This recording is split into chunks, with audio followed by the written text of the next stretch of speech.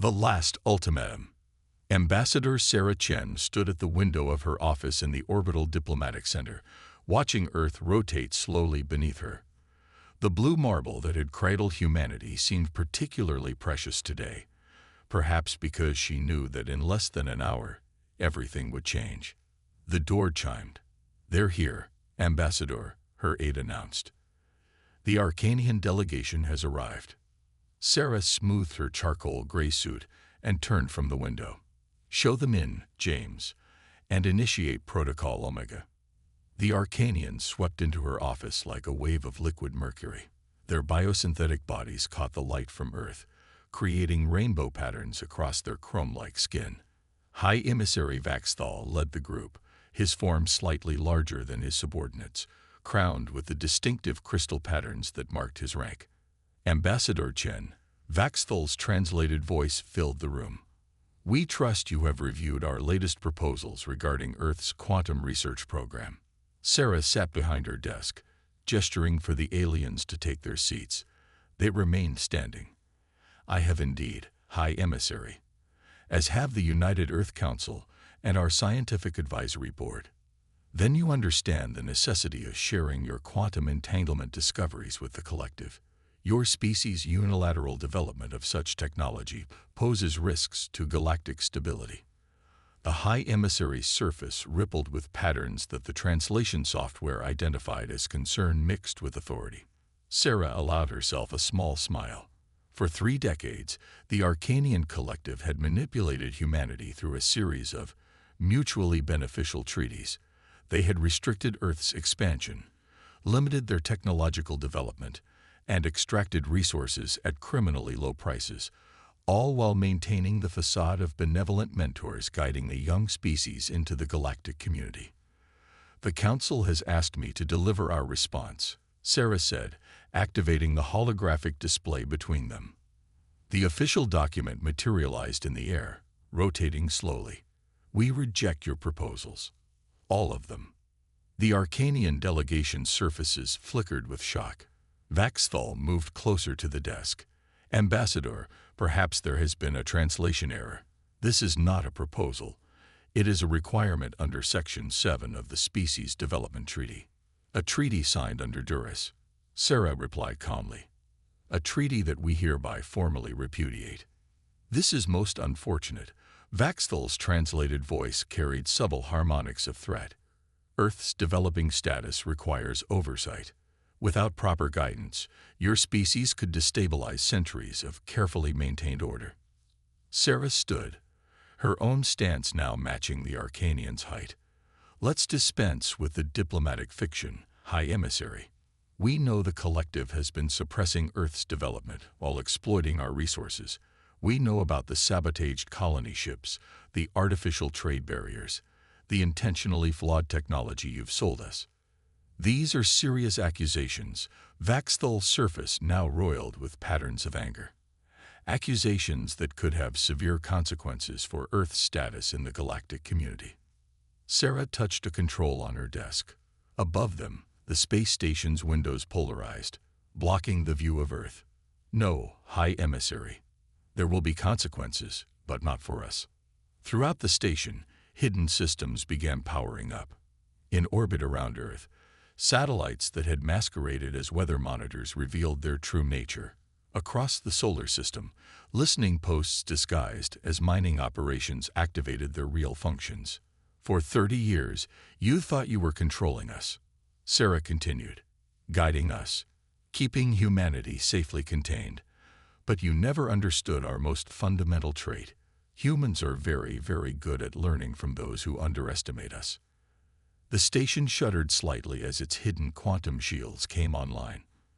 Vaxthal's delegation moved closer together, their surfaces now showing clear signs of agitation as their scanners detected the changing situation. "Ambassador Chen," Vaxthal's voice had lost its patronizing tone. "What is the meaning of this?" "This is humanity's declaration of independence," Sarah replied. "Effective immediately. Earth is withdrawing from all treaties with the Arcanian collective. We will no longer accept your oversight, your restrictions, or your exploitation." "You cannot." Vaxthul began, but Sarah cut him off. We not only can, we have. While you've been watching our official research facilities, our real technological development has been happening elsewhere. Those quantum discoveries you're so concerned about, they're already fully developed and deployed throughout our system. The station shuddered again as more hidden systems activated. Through the polarized windows, the delegation could now see the orbital defense grid, revealing itself, not the primitive kinetic weapons the collective had approved, but a network of quantum-linked defense platforms that outclassed anything in known space. Impossible, one of the junior delegates whispered. Your species couldn't have hidden such development.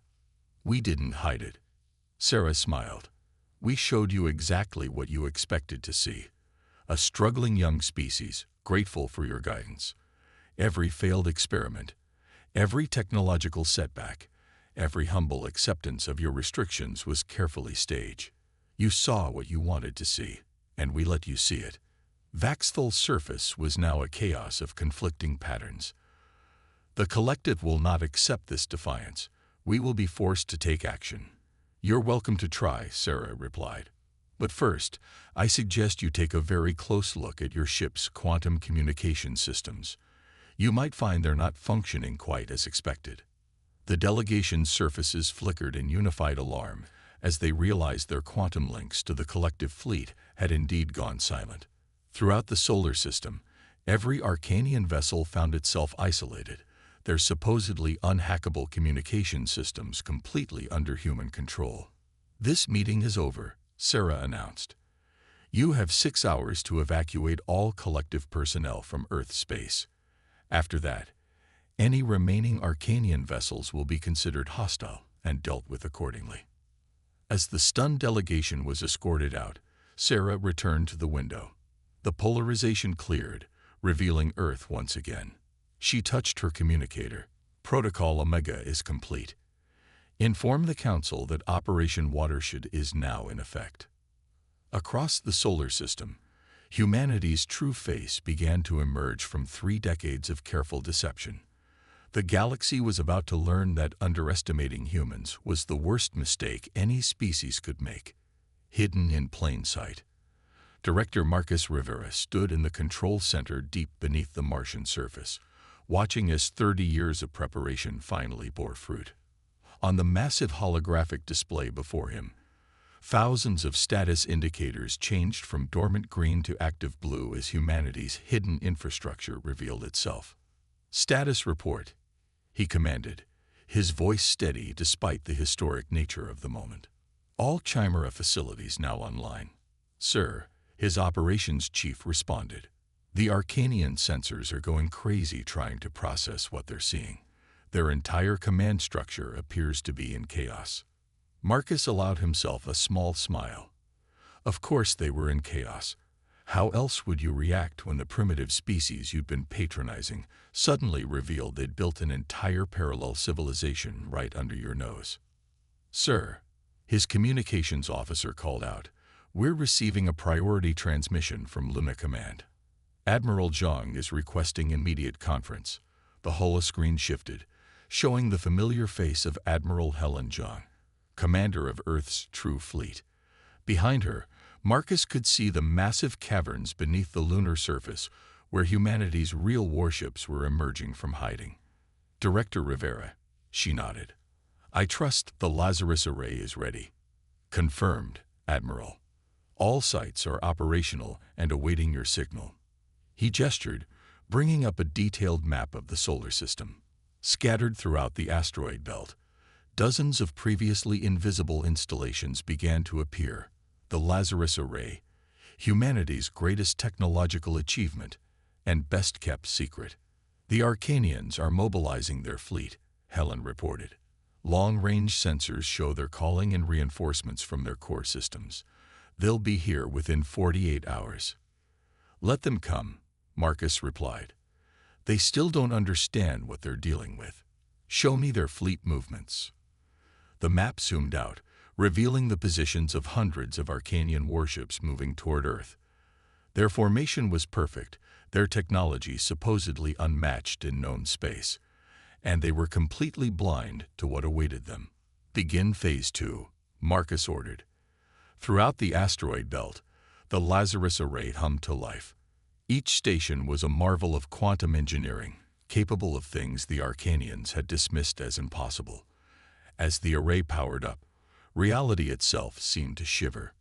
"Sir," his science officer reported, "we're detecting Arcanian probe ships attempting to scan the array. Their sensors can't penetrate our quantum shields, but they're being persistent." "Let them look," Marcus said. "It's time they learned what humanity has really been doing all these years." He brought up another display, this one showing the massive manufacturing complexes hidden within Mars. For decades, these facilities had operated in total secrecy, protected by quantum fields that made them invisible to conventional sensors. Now, as the shields dropped, the Arcanians would see the truth: endless production lines, creating technologies that should have been centuries beyond human capability. "Message from Ambassador Chen," the comm officer announced. "The Arcanian High Command is demanding an explanation for our technological violations.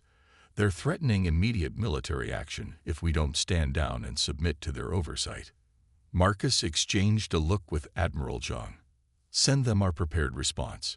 Let's show them exactly what these violations can do." Across the solar system, humanity's hidden sensors tracked the approaching Arcanian fleet. The alien ships were impressive, their technology refined over centuries of dominance, but they had grown complacent, confident in their superiority. They never imagined that humans might not just catch up to them, but surpass them entirely. "Lazarus Array at full power," the science officer reported. "Quantum field stabilized across all stations. We're ready." Marcus nodded to Admiral Zhang's image. "The stage is yours, Admiral. Show them why humanity doesn't take kindly to being controlled." On the tactical display, the Arcanian fleet continued their advance, their formation unchanged. They still thought they were dealing with a primitive species that had somehow stolen or copied a few advanced technologies. They had no idea that every piece of technology they'd ever shared with humanity had been carefully studied, improved upon, and often completely reimagined. All ships, battle stations, Helen's voice carried across the solar system through quantum channels the Arcanians couldn't detect. "Operation Revelation begins now." The Lazarus Array activated, its quantum field expanding to encompass the entire solar system. In an instant, the rules of space warfare that the Arcanians had relied on for centuries became meaningless. Their sensors went blind, their communications collapsed, and their weapons suddenly found themselves targeting empty space as human ships seemed to exist in multiple places simultaneously. "They're launching their first wave," the tactical officer reported. 15 capital ships, standard attack pattern. Marcus watched as the Arcanian vessels moved forward, their formation still perfect, their confidence unshaken. They were about to learn that perfection could be a weakness, especially when your opponent had spent decades preparing specifically to counter it. "Let them come," he said quietly. "It's time they learned what humanity is truly capable of when pushed too far." The battle for Earth's independence was about to begin, and the galaxy would never be the same. The first strike. Admiral Helen Zhang stood on the bridge of the TNS Prometheus, humanity's first true quantum dreadnought. Through the ship's quantum-enhanced viewing field, she watched the Arcanian fleet approach, their ships arranged in the same attack patterns they'd used for centuries. The same patterns humanity had studied, analyzed, and prepared to counter for decades. "All ships report ready, Admiral," her executive officer announced. "The Lazarus Array is maintaining full coverage of the system." Helen nodded, her eyes fixed on the tactical display. The Arcanian fleet had split into 3 battle groups, exactly as predicted. Their tactical doctrine hadn't changed in over 500 years. Why should it? No species had seriously challenged them in all that time. "Send to all ships," she commanded. "Execute Operation Prometheus." Across the solar system, humanity's hidden fleet began to move. Ships emerged from quantum shadows, appearing where sensors said nothing could exist. The Prometheus itself seemed to ripple, its quantum drive manipulating spacetime in ways the Arcanians had dismissed as theoretical. Incoming transmission from the Arcanian flagship. Communications reported. They're demanding our immediate surrender. Put them through, Helen ordered. The holographic image of High Commander Zextal appeared, his chrome surface reflecting patterns of anger and contempt. This rebellion ends now, the alien commander declared.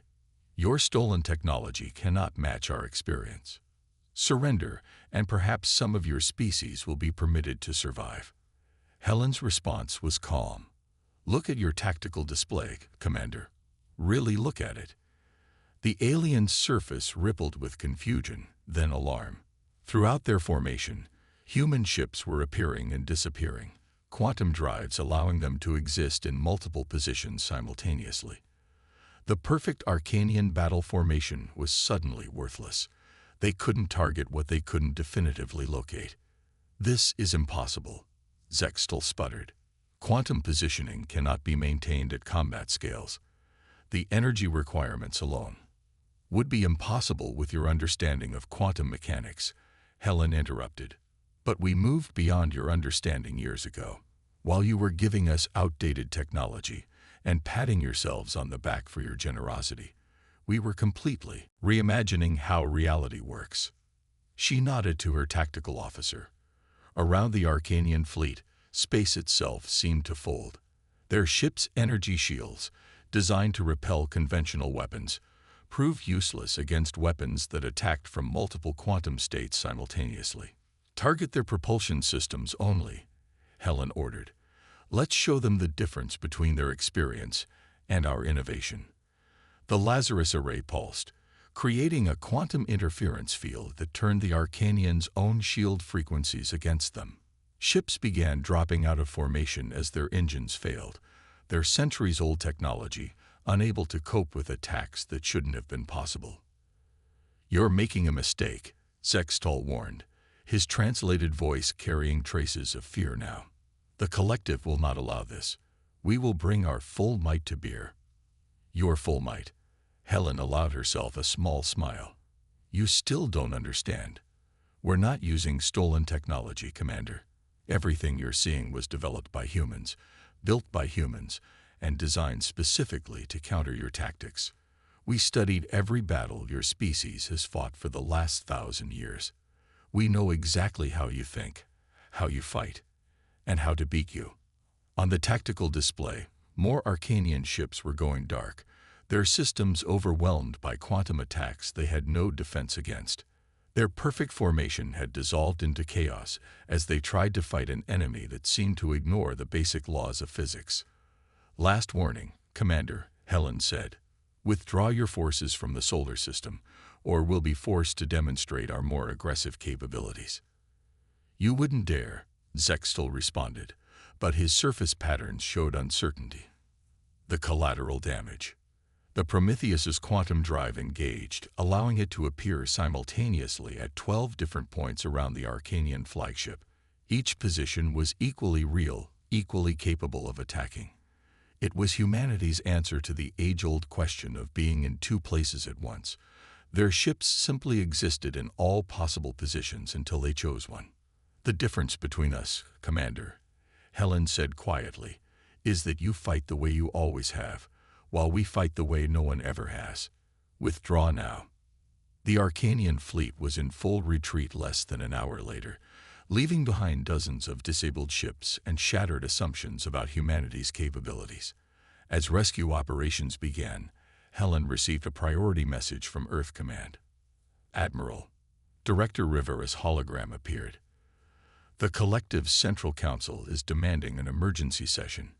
It seems our demonstration has attracted some attention. Good, Helen replied. Send them the full technical package we prepared. Let them understand exactly what they're dealing with. And sir, send them the historical files too. Let them see how long we've been planning this. Throughout the solar system, humanity's quantum network continued to expand, encompassing the disabled Arcanian vessels. Their technology would be studied, improved upon, and likely rendered obsolete within months. It was, after all, what humans did best: learn, adapt, and surpass.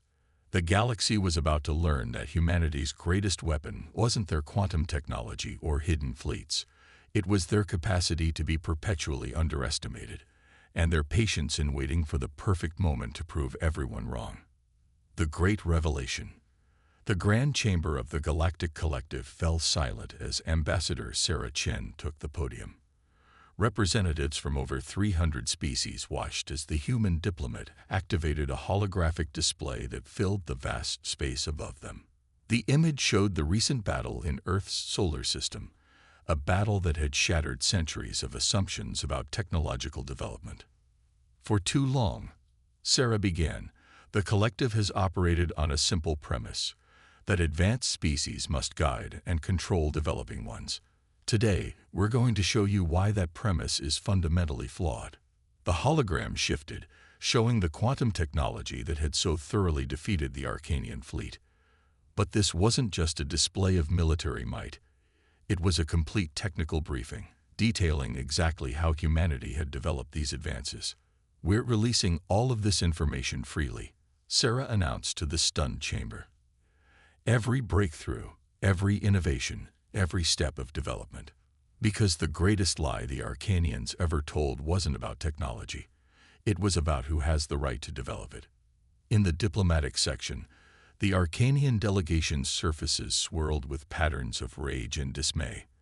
Their carefully maintained image of technological superiority was crumbling as humanity's briefing continued, showing how their primitive species had not only matched Arcanian technology, but had fundamentally reimagined it. Most interesting, the Terry representative's crystalline form chimed. The humans developed quantum positioning without using standard progression paths. Their approach is elegant in its simplicity. "Impossible," the Arcanian High Emissary interrupted. "They must have stolen this technology. No developing species cold." "We didn't steal anything," Sarah cut in. "We learned. We observed. We questioned everything you took for granted. While you were congratulating yourselves on controlling us, we were proving that your entire approach to technological development was unnecessarily limited." The holographic display shifted again, showing the Lazarus Array in action. The quantum field it generated had completely neutralized technologies that the collective had relied on for centuries. But more importantly, it demonstrated an entirely new understanding of spatial mechanics. The collective's biggest mistake, Sarah continued, was assuming that all species must develop along the same technological path. "You looked at our primitive solutions and saw proof of our inferiority. What you actually saw was a species learning to solve problems in ways you'd never considered." Throughout the chamber, representatives were reviewing the technical data with growing excitement. Species that had long chafed under Arcanian guidance were discovering that many of their own theoretical advances had been unnecessarily suppressed. The Nox Confederation requests clarification. A shadowy figure rose. "These quantum principles, they align with theories our scientists proposed centuries ago, theories the Arcanian advisors dismissed as impossible." "Of course they did," Sarah replied. "Because they couldn't imagine solutions that didn't follow their established patterns. But humanity has a long history of doing the impossible, simply because we didn't know it was supposed to be impossible." The chamber erupted in discussion as more species began recognizing their own suppressed innovations in humanity's breakthrough. The carefully maintained hierarchy of technological development was unraveling as they realized how much progress had been stifled by Arcanian oversight. "We're proposing a new framework," Sarah announced over the growing excitement. "One based on cooperation rather than control. Every species approaches problems differently, sees possibilities others might miss. Imagine what we could achieve if we actually shared knowledge instead of restricting it." On the chamber's main display, more data appeared. The results of human quantum research applied to technologies from dozens of different species. Problems that had stumped collective scientists for centuries suddenly had elegant solutions when viewed through the lens of human innovation. "The Collective Council will need time to review this proposal," the council leader's voice echoed through the chamber. "The implications. Take all the time you need, Sarah smiled. But understand this, humanity is no longer asking for permission. We're offering collaboration, not seeking approval. The choice now is whether the collective wants to be part of the future we're building, or cling to a past that no longer exists. In the diplomatic galleries, representatives from younger species were already approaching the human delegation, eager to discuss cooperation rather than oversight. The Arcanian influence was crumbling in real time as species after species recognized the opportunity for true technological partnership. One final point, Sarah's voice cut through the growing discussions. To any species currently under Arcanian protection, we're offering sanctuary. Bring your scientists, your innovators, your dreamers. On Earth, you won't be told what's impossible. You'll be asked what's possible that no one has imagined yet. The chamber descended into chaos as the full implications became clear. Humanity hadn't just broken free of Arcanian control. They had shattered the very foundation of how the collective managed technological development. A new era was beginning, one where innovation would no longer be constrained by arbitrary restrictions or artificial hierarchies. As Sarah left the podium, her quantum communicator pulsed with hundreds of incoming messages. Species throughout the galaxy were reaching out, eager to share their own suppressed discoveries. The revolution humanity had started wasn't just about technology. It was about freedom to grow, to explore, to challenge the impossible. The galaxy would never be the same, and that was exactly what humanity had been planning all along. A new dawn. 1 year after humanity's revelation to the Galactic Collective, the Sol system had transformed into something unprecedented in galactic history. Where once Earth stood alone, now ships from dozens of species filled its orbits. The former primitive world had become the center of a technological renaissance that was reshaping the galaxy. Director Marcus Rivera stood in the newly constructed Galactic Innovation Center, watching as teams of scientists from 20 different species worked together on projects that would have been deemed impossible just a year ago. The massive facility, built into the side of Olympus Mons on Mars, represented everything humanity had fought to achieve. The Vectari quantum theorists have made another breakthrough, Dr. Yuki Tanaka reported, joining him at the observation window. By combining their crystalline computing with our quantum positioning technology, they've increased efficiency by 300%. Marcus nodded, remembering how the Vectari had been one of the first species to embrace humanity's offer of collaboration. And the Nox. Their shadow state technology is revolutionary, Yuki grinned. Once they were free to develop it without Arcanian interference, they solved the stability issues within weeks. Combined with our quantum field generators, it's opening up entirely new areas of physics.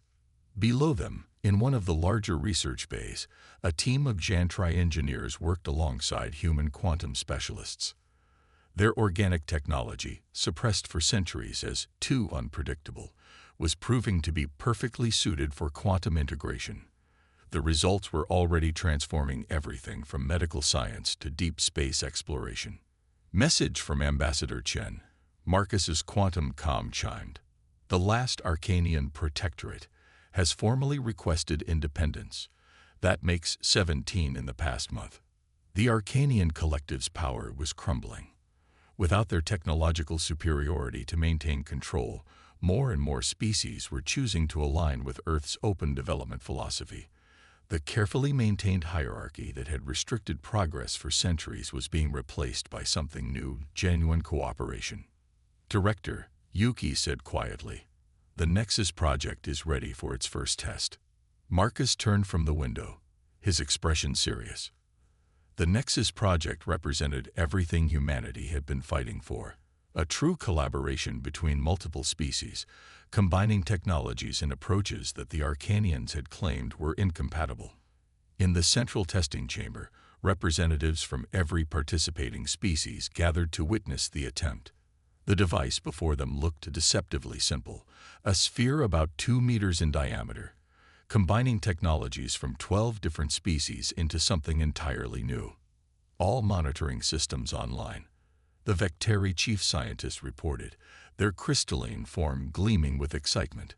Quantum field is stable. Organic interfaces synchronized, the Gentry coordinator added, their tentacles moving across control surfaces. Neural network is responding. Shadow state generators ready. The Nox engineer's shadowy form rippled. Field integrity at 100%. Marcus took a deep breath. Begin primary sequence. The sphere activated, combining quantum positioning, organic computing, shadow state physics, and crystalline energy manipulation in ways that should have torn reality apart. Instead, something beautiful happened. A stable wormhole opened, not the dangerous, energy-hungry corridors the Arcanians had used for FTL travel, but a clean, elegant bridge through spacetime. By the stars, someone whispered as the test probes reported back. The wormhole was consuming less than a fraction of the energy used by conventional FTL drives, while providing vastly more stable transit. It was proof that cooperation between species could achieve what centuries of controlled development had failed to create. Send the signal, Marcus ordered. Across the galaxy, other research centers received the test data. The Nexus project wasn't just about creating new technology. It was about sharing it, allowing every species to contribute to and benefit from each advancement. In his office later that day, Marcus received a priority communication from Earth Command. Admiral Zhang's hologram appeared, her expression satisfied. The Arcanian High Council has formally requested negotiations, she reported. Not with the collective. Directly with Earth. Apparently, they've finally realized that suppressing innovation doesn't work as well as encouraging it. Are we accepting? Marcus asked, though he already knew the answer. Helen smiled. Ambassador Chen is drafting the response now. We're offering them the same thing we've offered everyone else, a chance to join us as equals, to share knowledge rather than hoard it. A few of their younger scientists have already defected, eager to work on projects without restrictions. Marcus turned to look out his window at the Martian landscape, now dotted with research facilities and collaborative centers. You know, when we planned our independence, I don't think any of us imagined it would lead to this. That's exactly why it worked, Helen replied. We didn't just break free from control. We offered a better way forward. Every species has something unique to contribute. All they needed was the freedom to prove it. As the sun set on Mars, casting long shadows across the valley of innovation humanity had built, ships continued to arrive from across the galaxy. Each carried scientists, dreamers, and innovators drawn by the promise of true collaboration. The age of restricted development was over, replaced by an era of shared discovery and mutual advancement. Humanity had done more than prove their worth to the galaxy. They had fundamentally changed how species interacted with each other. The future was no longer about control and hierarchy. It was about what different species could achieve together, each contributing their unique perspective to push the boundaries of what was possible. And that was humanity's greatest victory, not defeating the Arcanians, but showing the galaxy that the path to advancement lay in cooperation rather than control.